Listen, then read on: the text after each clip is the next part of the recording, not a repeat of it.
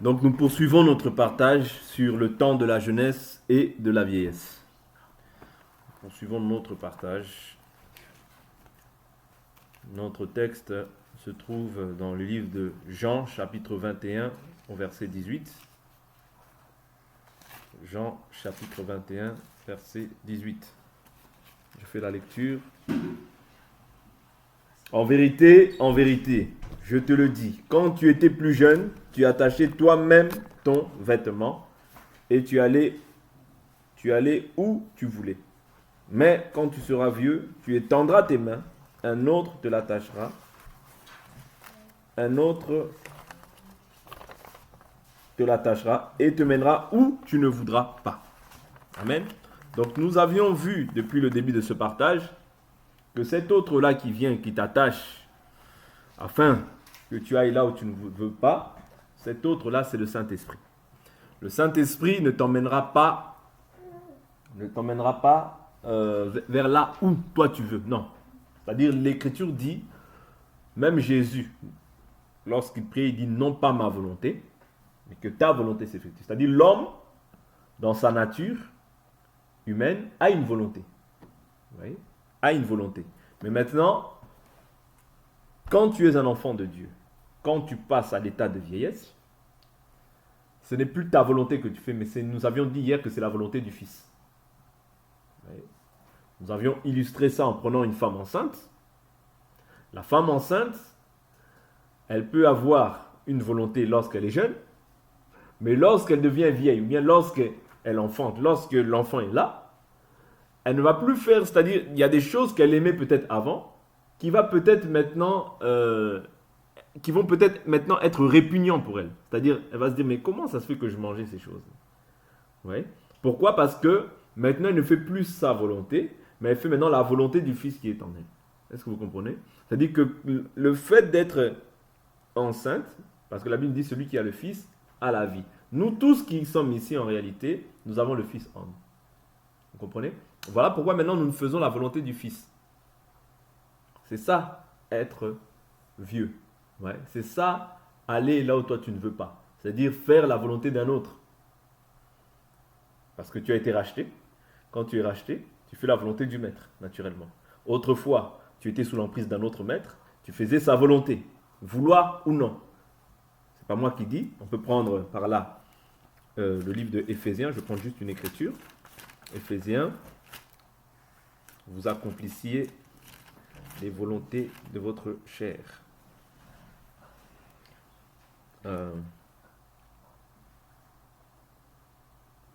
Éphésiens, je prends le chapitre 2. Je prends le verset 1. Pour vous, vous étiez morts par vos fautes et par vos péchés dans lesquels vous marchiez autrefois, selon le cours de ce monde, selon le prince de la puissance de l'air, cet esprit qui agit maintenant dans les fils de la rébellion. Vous voyez? C'est-à-dire les fils de la rébellion, c'est ceux qui n'ont pas reçu encore la grâce de Dieu. Mais parmi eux, il y a aussi des personnes que Dieu va appeler, mais en leur temps. Vous voyez? Voilà pourquoi nous ne pouvons pas condamner avant le temps. Vous voyez? Ne soyons pas comme Pierre, lorsqu'il voyait les Juifs, lorsqu'il voyait les païens, le Seigneur lui dit quoi? Il lui dit, ce que Dieu a déclaré pur, toi ne le regarde pas comme impur. Vous voyez? Donc nous ne savons pas ce qu'un jour peut enfanter et ce que Dieu peut faire dans la vie d'une personne. Voilà pourquoi nous ne pouvons pas condamner avant le temps, mais nous devons laisser Dieu faire en son temps et justifiera ceux qui sont appelés au salut. Vous voyez? Donc il dit, nous tous, nous étions de leur nombre et nous nous conduisions autrefois selon nos convoitises charnelles. Nous exécutions les volontés de notre chair et de nos pensées et nous étions par nature des enfants de colère comme les autres. Vous voyez? C'est-à-dire, comme eux, nous aussi, nous étions des enfants de colère. Mais Dieu est riche en miséricorde et à cause du grand amour dont il nous a aimés, nous qui étions morts par nos fautes, il nous a rendus à la vie avec le Christ. C'est par grâce que vous êtes sauvés. Il nous a ressuscités et ensemble les fait asseoir ensemble dans les lieux célestes en Christ Jésus. Vous voyez? C'est-à-dire que nous exécutions aussi les volontés de notre chair et de nos pensées. C'est-à-dire dès lors où toi tu exécutes la volonté de ta chair, sache que tu es déjà en dehors de la volonté de Dieu. Dès lors où toi tu exécutes tes pensées, sache que tu es déjà en dehors de la volonté de Dieu. Vous comprenez? C'est comme ça que tu peux discerner. La chose que je vais dire, je vais ouvrir la bouche, je vais parler. Est-ce que cette chose-là glorifie, est à la gloire du maître, ou est-ce qu'elle est à la gloire de mon ancien maître? La chose que je vais poser comme action, est-ce qu'elle est pour la gloire de Dieu, ou elle est pour la gloire de mon ancien maître? C'est aussi simple que ça. C'est-à-dire, c'est s'examiner. C'est comme ça qu'on s'examine aussi. Je m'examine pas simplement au temps de la prière, mais je m'examine sur tous les actes que je pose. Je veux dire telle chose. Est-ce que cela va construire ou est-ce que cela va détruire? Parce que la Bible nous dit que la langue, elle est un feu. Elle est le monde de l'injustice. C'est-à-dire, cette langue-là, par cette langue, on peut construire, on peut édifier, on peut fortifier, on peut encourager, on peut dire de bonnes choses et voir aussi ces choses aussi s'accomplir. Mais on peut aussi détruire par cette même langue. Est-ce que vous comprenez?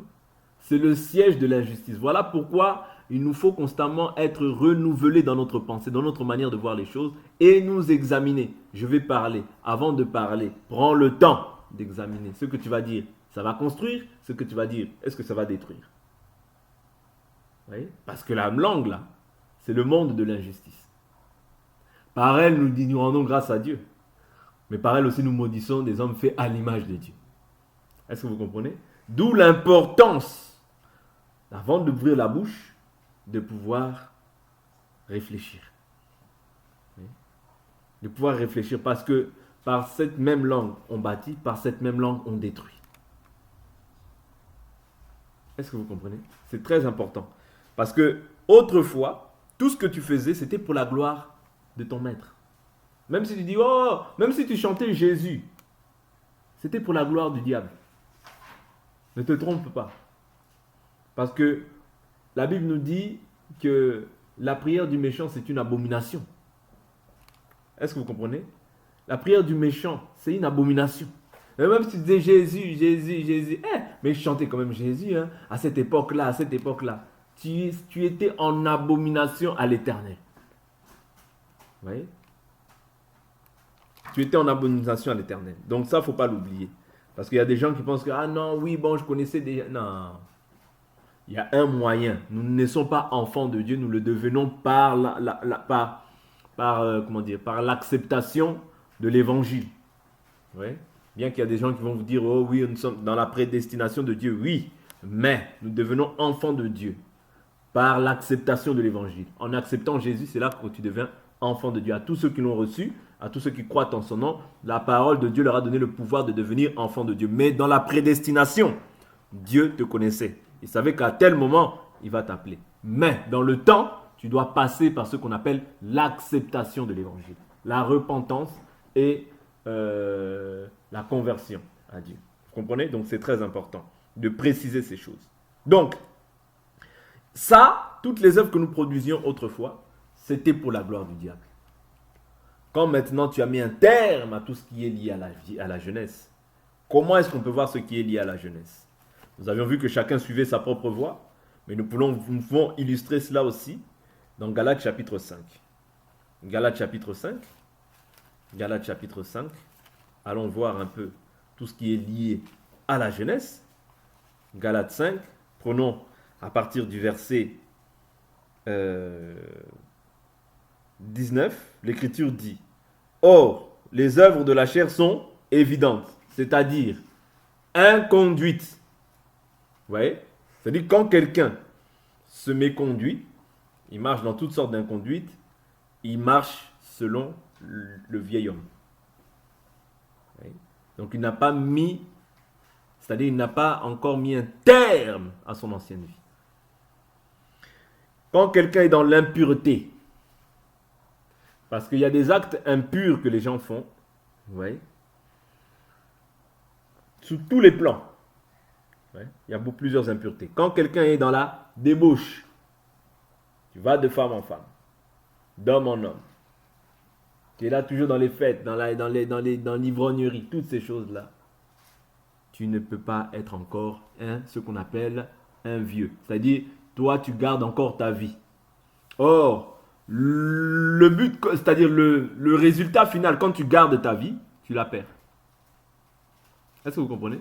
Celui qui veut garder sa vie, la perdra. C'est-à-dire, quand tu veux rester jeune, tu perdras forcément ta vie. Parce que quand tu es jeune, tu dois aspirer à la vieillesse. C'est-à-dire, même lorsque tu viens dans le Seigneur, dès lors où tu reçois le Saint-Esprit, tu deviens vieux. Mais maintenant, il y a une marche à suivre. Parce que là, on ne parle plus de jeune, mais on parle d'un homme charnel. C'est différent. Hein? C'est-à-dire que quand quelqu'un est jeune, c'est quelqu'un qui est dépourvu du Saint-Esprit. Mais quand quelqu'un est vieux, il y a l'étape c'est-à-dire de la marche charnelle. Or, celui qui est sous l'emprise du diable, lui, il est sous l'emprise du diable. Il est charnel, bien sûr, mais il est sous l'emprise du diable. C'est-à-dire que lui, en fait, on ne dit pas qu'il est charnel ou il est spirituel. Non, il est totalement sous l'emprise du diable. Mais quand quelqu'un vient à Christ et qu'il marche encore selon ces désirs-là, il est charnel. Vous voyez?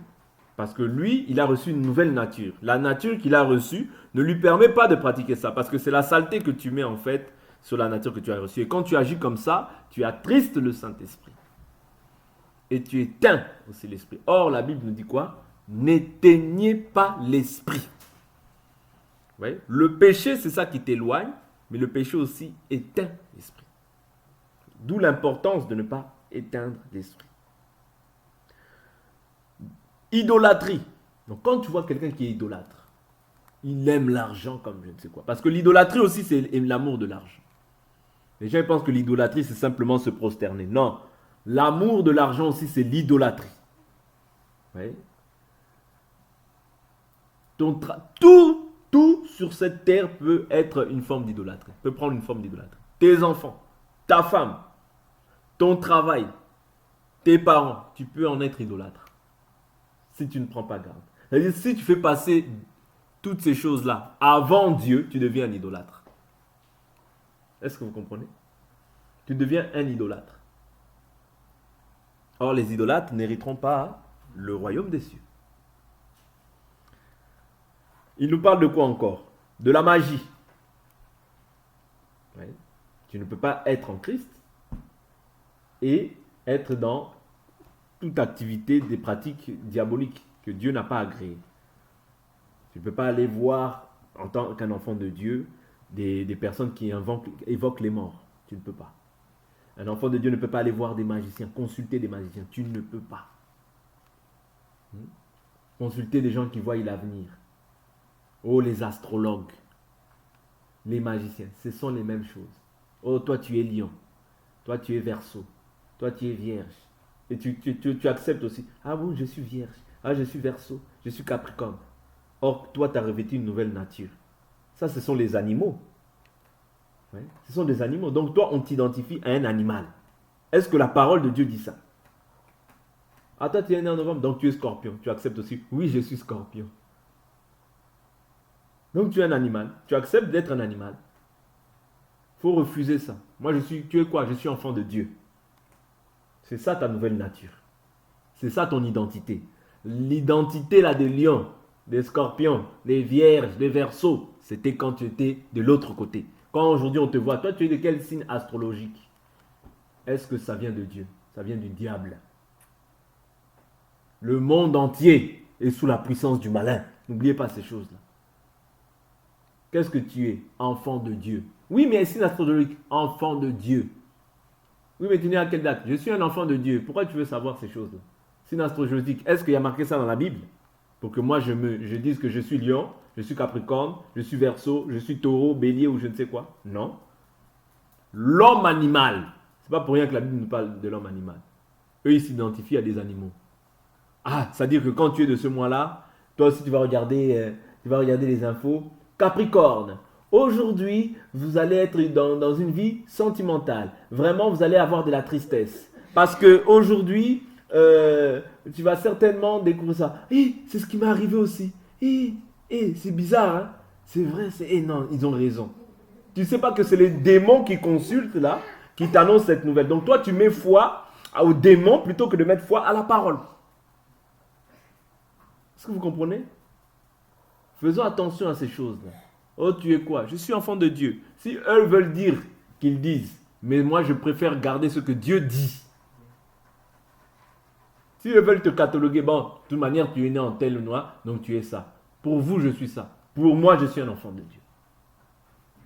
Parce que ça, ce sont les pratiques des astrologues.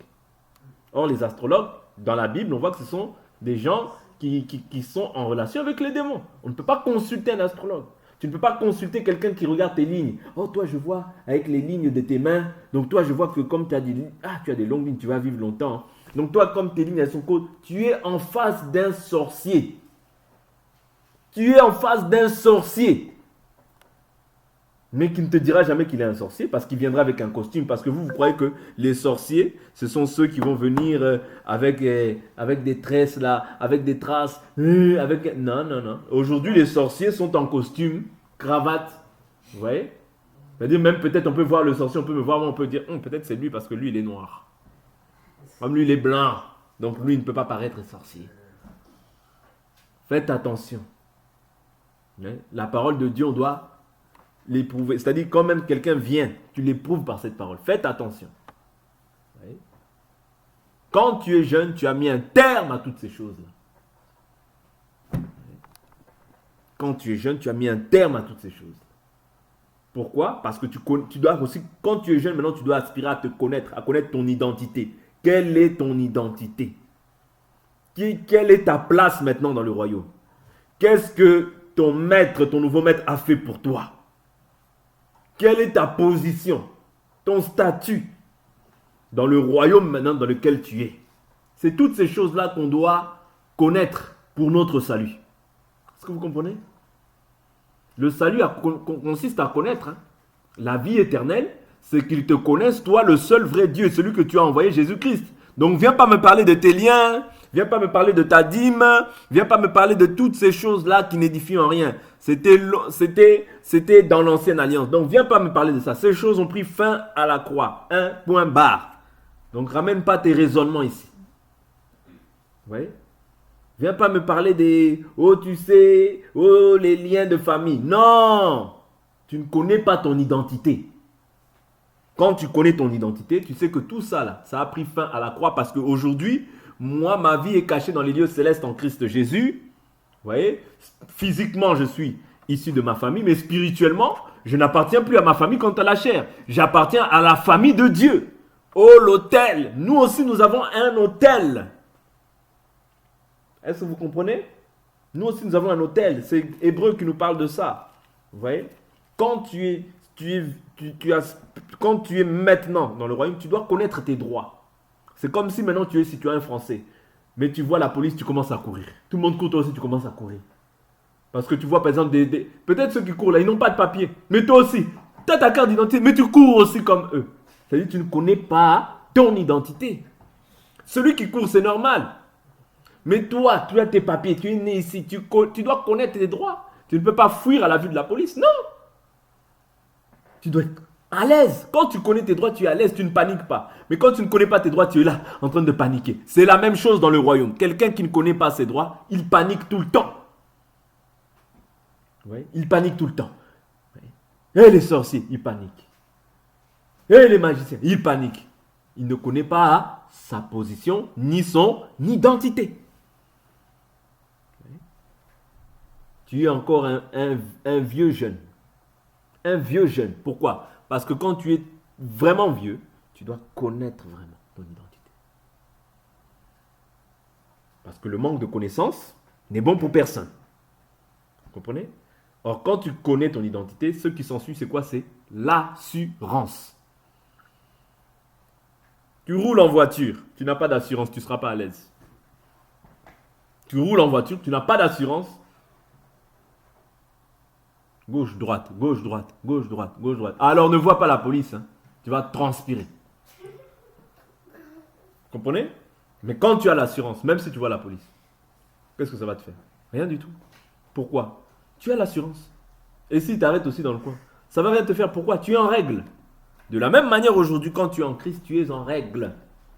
Surtout quand tu es passé par les normes, c'est-à-dire tu es passé par les choses que Jésus, le chemin que Jésus a inauguré. par son sang, tu es en règle. Oui. La repentance des œuvres mortes, la conversion, la foi en Dieu, le baptême d'eau, au nom de Jésus-Christ, pas au nom du Père, du Fils et du Saint-Esprit. Non. Au nom de Jésus-Christ, tu es sauvé. Tu reçois par la suite le Saint-Esprit, tu es sauvé.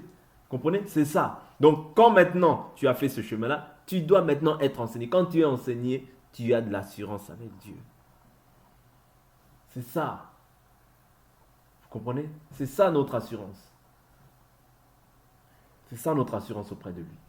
Que même quand tu pries, il t'écoute, il t'exauce. Mais c'est en son temps.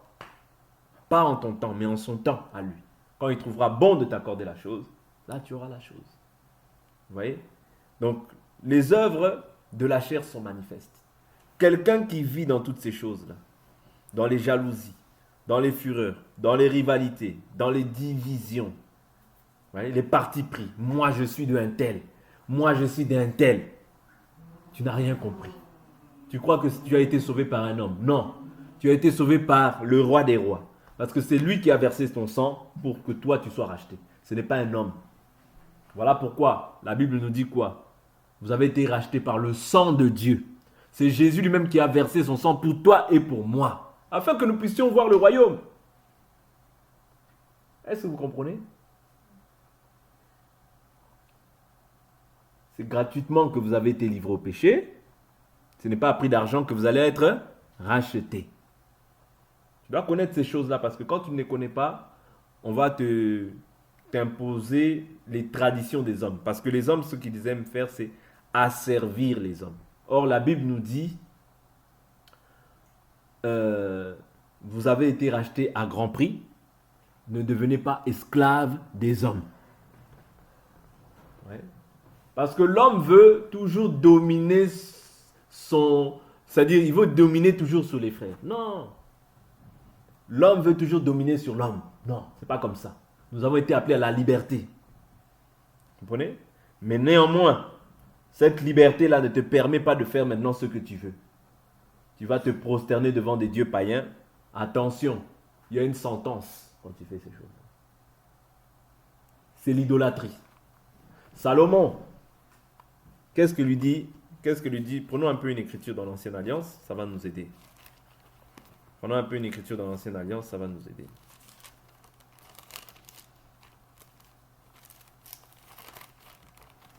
C'est-à-dire avec Dieu, c'est pas parce que oui, tu as le salut que maintenant tu peux tout faire. Non. Le salut ne te permet pas de tout faire. Au contraire, le salut te permet de te discipliner davantage. Donc ne me dis pas demain, oh moi j'ai le salut mais je suis devenu musulman. Non. Tu es déjà éloigné du Seigneur et tu mourras si tu ne te repens pas. Parce que si tu meurs et dans des confessions païennes comme ça, tu ne verras pas Dieu. Tu ne verras pas Dieu. Hein? Tu ne verras pas Dieu. C'est-à-dire tu es parti embrasser un autre Dieu. Nous savons que même si les gens disent Allah, ce n'est pas le véritable Dieu. Parce que le véritable Dieu, Dieu nous a révélé son nom. Son nom, c'est Jésus-Christ. Quand tu sors de ça, tu verras les lions. C'est pas moi, hein. La Bible nous dit, veillez. Votre adversaire, le diable, rôde comme un lion rugissant, cherchant qui dévore. Quand tu sors de la parole, c'est les lions qui t'attaquent. C'est les démons, c'est les animaux. Pourquoi? Parce que tu n'as pas gardé fidèlement et jalousement la parole du Seigneur. Vous voyez? Je prends une écriture. Souvenez-vous, Israël, dès lors où il péchait, qu'est-ce que Dieu faisait? Dieu fortifiait, ou bien il équipait les nations pour que les nations puissent maintenant asservir Israël. Ouais. Pour que les nations puissent asservir Israël. Ok? C'est très important de comprendre ça. C'est très important de comprendre que quand toi tu pêches, quand tu t'éloignes de Dieu, la chose que Dieu doit faire pour te ramener, c'est de te frapper. Ouais. Même d'une maladie, Dieu peut le faire. Pourquoi? Pour que tu reviennes à la maison. Pourquoi? Parce que toi, tu as une manière de vivre, un style de vie qui doit être contraire à ceux des nations. 2 Chroniques, chapitre 6. 2 Chroniques, chapitre 6. L'Écriture dit quoi? Verset 24. Si ton peuple d'Israël est battu devant l'ennemi pour avoir péché. Ah, donc quand on est battu devant l'ennemi, c'est pourquoi? C'est parce que nous avons péché, n'est-ce pas? Pour avoir péché. Donc il n'y a pas d'autre chose. Quand tu es battu devant l'ennemi, c'est parce que tu as péché. Ouais, pour avoir péché contre toi. S'ils reviennent à toi et célèbrent ton nom, s'ils t'adressent des prières et des supplications dans cette maison, c'est toi qui écouteras des cieux, tu pardonneras le péché de ton peuple d'Israël et tu les feras revenir dans le territoire que tu leur as donné, ainsi qu'à leur père. Quand le ciel sera fermé et qu'il n'y aura pas de pluie, parce qu'ils auront péché contre toi. C'est-à-dire, même quand on voyait en Israël, il n'y a plus de pluie au temps d'Akab. Pourquoi? C'était en fait des choses qui avaient déjà été écrites. C'est-à-dire que quand le peuple pécherait, donc quand Israël, il voit ça, il dit, ah, on a péché. Si nous n'avons pas péché le peuple, c'est-à-dire les yeux maintenant sont fixés vers le roi. Pourquoi? Le roi représente le peuple, on partagera sur ça bientôt. Quand le roi pêche, tout le peuple se retrouve dans le péché. Or, au temps d'Akab, qu'est-ce qui se passait? C'est-à-dire, il y avait les idoles, il y avait des cultes qu'on rendait à d'autres dieux. Vous voyez? C'est-à-dire, il y avait la confusion. Le peuple ne savait plus distinguer le vrai Dieu du faux Dieu. Voilà pourquoi maintenant, quand Élie vient, qu'est-ce qu'il dit? Il dit, jusqu'à quand clocherez-vous des deux côtés? Si l'Éternel est Dieu, servez-le. Si Baal est Dieu, servez-le. Ça, c'est la confusion. C'est-à-dire, quand on ne sait plus qui est l'Éternel, quand on ne sait plus si c'est Dieu, si ce n'est pas Dieu, c'est la confusion qui rentre dans le camp.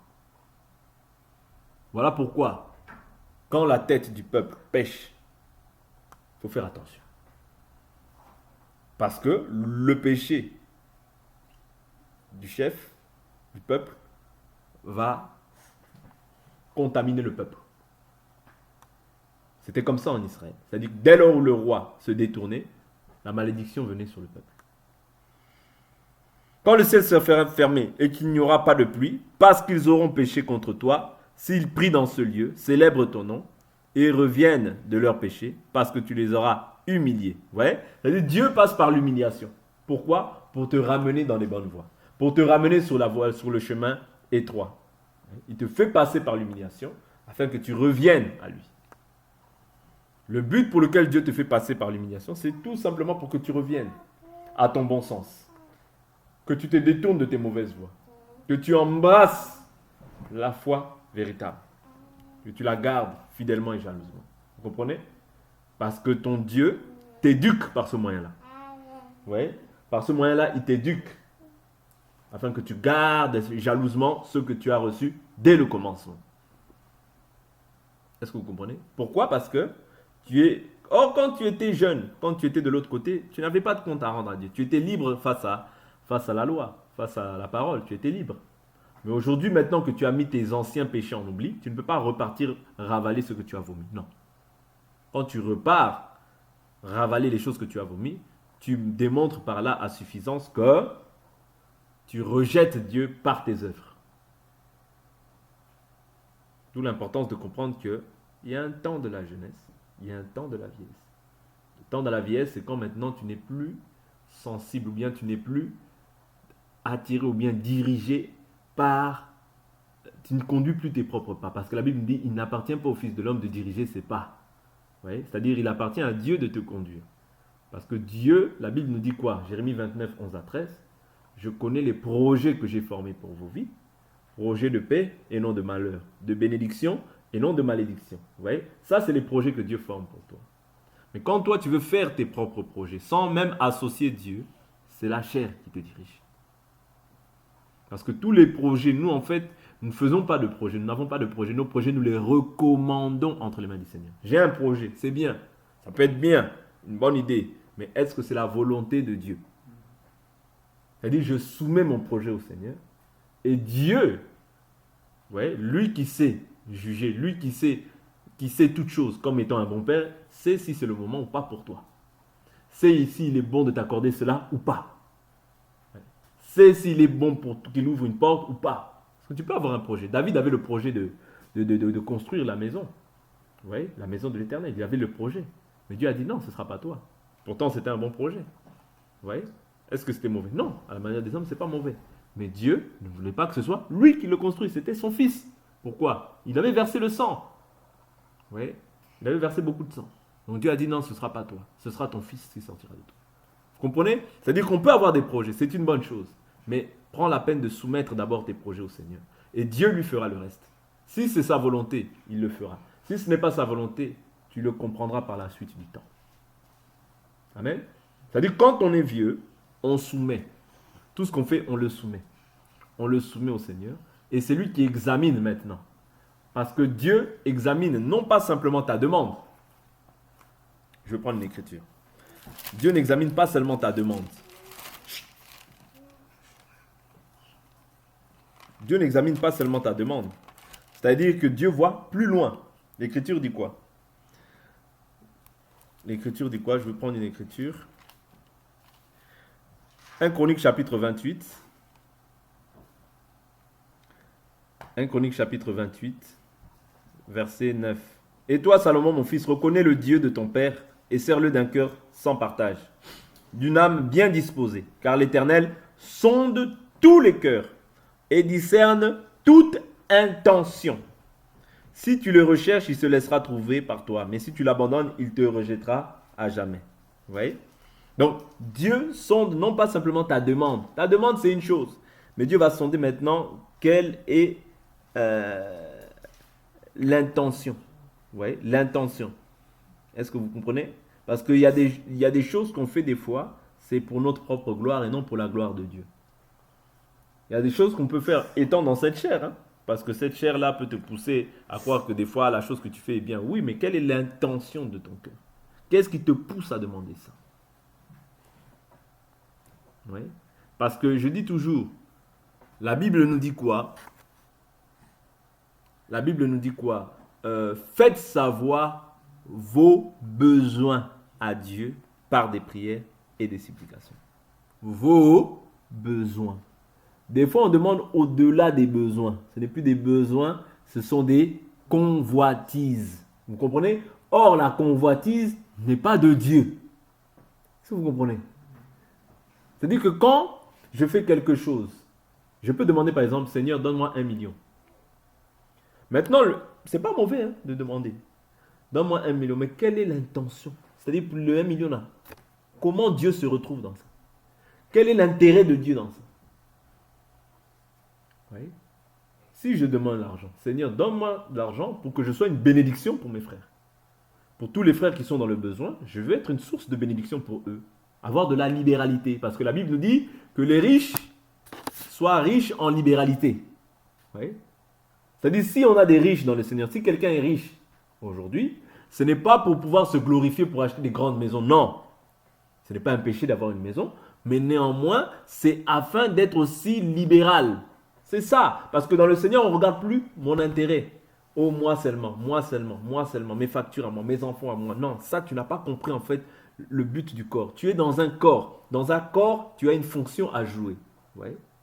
La fonction du corps que tu dois jouer, tu dois le mettre tu dois mettre, en fait, la fonction que tu as, si tu ne la mets pas en pratique, tu rendras des comptes. Pourquoi? Parce que Dieu t'a donné quelque chose.